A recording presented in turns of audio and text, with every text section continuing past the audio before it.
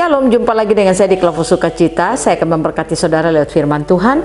Namun sebelumnya mari kita berdoa. Bapa, kami siap mendengarkan firman-Mu. Kami rindu Roh Kudus Kau berbicara terus dalam kehidupan kami. Amin. Bagian firman Tuhan Keluaran pasal 40 ayat yang ke-12 sampai ayat yang ke-16. Demikian bunyi firman Tuhan. Kemudian kau suruhlah Harun dan anak-anaknya datang ke pintu kemah pertemuan, dan kau basuhlah mereka dengan air. Kau kenakanlah pakaian yang kudus kepada Harun, kau urapi dan kau kuduskanlah dia supaya ia memegang jabatan imam bagiku. Juga anak-anaknya kau suruhlah mendekat dan kau kenakan kemeja kepada mereka. Urapilah mereka seperti engkau mengurapi ayah mereka, supaya mereka memegang jabatan imam bagiku. Dan ini terjadi supaya berdasarkan pengurapan itu mereka memegang jabatan imam untuk selama-lamanya turun-temurun. Dan Musa melakukan semuanya itu tepat seperti apa yang diperintahkan Tuhan kepadanya. Demikianlah dilakukannya. Pencinta Kelompok yang diberkati oleh Tuhan, mari kita belajar untuk mendengar dan melakukan apa kata firman Tuhan. Ketika saudara dan saya mampu menangkap suara Tuhan, melakukan apa kata firman Tuhan di dalam hidup kita, maka saya katakan kita akan hidup seperti apa kata firman Tuhan. Mengapa?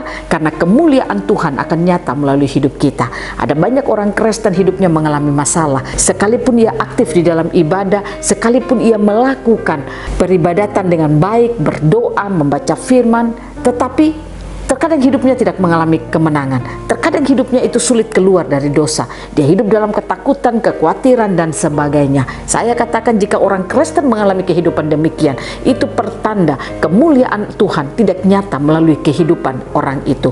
Kemuliaan Tuhan tidak bermanifestasi melalui kehidupan orang itu. Nah, oleh karena itu mari kita belajar. Setiap kali kita mendengarkan firman, kita harus bisa menangkap perkataan Tuhan dan kita hidup di dalamnya, sehingga kemuliaan Tuhan itu akan nyata melalui hidup kita. Belajar lewat firman Tuhan.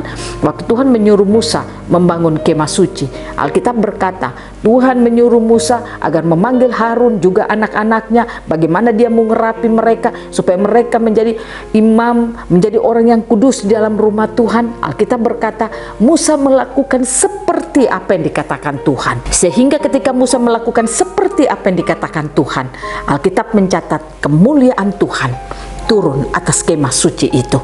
Nah, pencinta Kelompok yang diberkati Tuhan, mari kita belajar untuk menangkap suara Tuhan, hidup melakukan perkataan firman Tuhan, supaya kemuliaan Tuhan akan nyata di dalam kehidupan kita, melalui perkataan kita, melalui apa yang kita pikirkan, melalui apa yang kita lakukan.